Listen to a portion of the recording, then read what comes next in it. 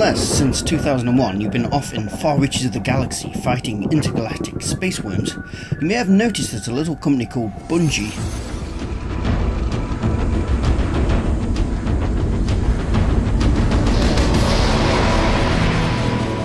released a first-person military space shooter back then called Halo, which has since gone on to have massive success, spawning at the time of recording 13 games, selling in excess of 65 million copies and grossing over $3.4 billion, becoming the killer app for the Microsoft Xbox.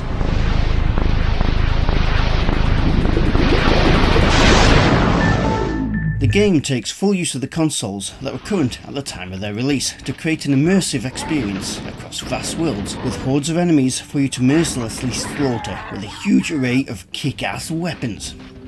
So of course, it seems that this is an ideal game to port over to a gaming console released in 1977 that is famous for its epic first-person shooters like this,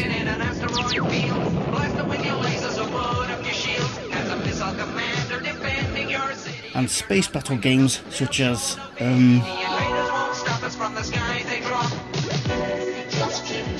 3 out-of-this-world games from Atari, the #1 video computer system with more games than any other. Everyone's gone Atari, the #1 video game. I mean, you look at that, and then you look at that, and think, yes, it's the ideal platform. I mean, this thing has a joystick instead of a controller, or gamepad if you prefer, and for those complex combat moves, it has a single button. But after reading the book, Racing the Beam, the Atari Video Computer System by Ian Bogust and Nick Montfort, the former Vice President of Publishing at Microsoft, Ed Fries, felt inspired to mess around with the 6502 assembler, the programming language of the 2600. Stuck as to what to do, he created himself a little Master Chief to run around the screen, and then an Elite for him to shoot at, never originally intended to create a full game. Pushed on by fans, he decided to create a full game, which at first was a linear scroller, but he found that the gameplay became dull quickly, so he decided to create more of a dungeon style game, where you had to explore and find objects. He originally created a warthog driving stage, but size constraints and once again the dull gameplay convinced him to remove that part. All of this he had to shove into a total of 4,000 bytes. That's 4,000 letters, just over a page of A4 typing. Damn, that's a tight squeeze by any stretch of the imagination.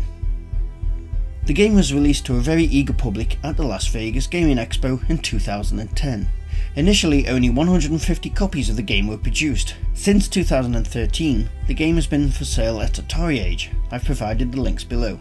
As you can see, it's a classic Atari look to the box, book and cartridge, but using Halo artwork. Now to the game itself. Obviously when it starts it doesn't look that much like the parent that gave birth to it, although I do find it impressive how it tried to recreate the Halo ring. You'll notice straight away the music, which is brilliantly faithful, within the confines of the 2600, to the original.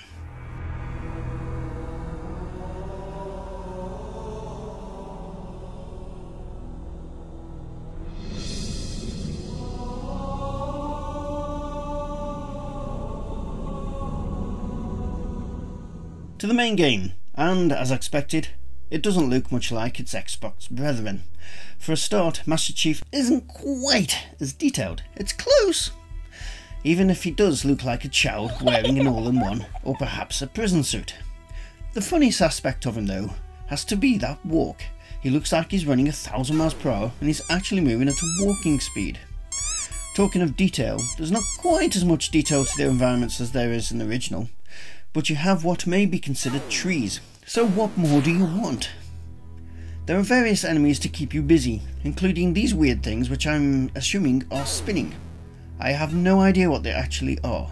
There are 4 stages to the game: Outdoor, Covenant Base, Ice World, and Final Boss Area. There is also a bug in the program which allows you to leave the 64-room map and wander through the memory that was never intended to be part of the map, where weird monsters will attack you. I've not found this bug, nor are there any pictures of it, a challenge for you all. Oh, and apparently this weird colour means you're in the Covenant ship, because everybody paints their ship that colour. As in the original, you'll collect your items as you progress and can upgrade your weapons. Jesus, that gun is almost the same size as the Chief. But due to the huge memory constraints of the machine, there is not much variety in baddies, and the AI is very limited. If you're a far better gamer than me, there are a total of 64 rooms for you to explore, and should you successfully reach the end of the game, you will return to the start menu, but this time you will see a red sky. At this point you can now play the game again what's known as Legendary Mode, but this time you'll walk slower, shoot slower, and those walls will kill you, making it considerably harder. This section of the game was actually added by Ed when a playtester complained there was nothing to do after beating the main boss. So, in conclusion, Halo on the Atari 2600. Did you ever think you'd hear those words in the same sentence? Not me. Well, it is an amazing achievement, and it's nice to be able to play something that's a part of the Halo universe on an old system. It is good that in creating this, Ed had to cut it back to its core elements, leaving just a hardcore Halo game without any extra fluff.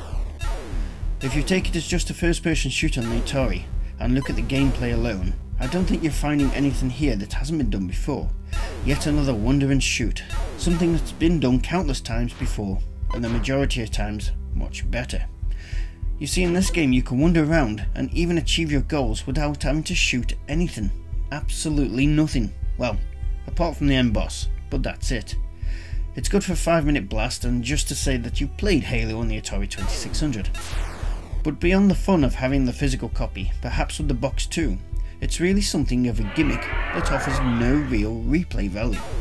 If you like the game and want to say you have Halo on the Atari 2600, Atari Age will sell you the cartridge alone for $30, or the cartridge and box for $60 at the time of recording. But you can also emulate it, or even play it in your browser. The choice is yours. If you enjoy these sorts of videos, then please consider subscribing. You can join like-minded geeks in our Facebook group, and I can also be found hanging out on Twitter. Should you wish to support the channel, then we have a link to Patreon down below too. Other than that, just remains for me to say thank you very much for watching, and I hope you enjoyed it. You need to quit being dirty. You're a dirty boy.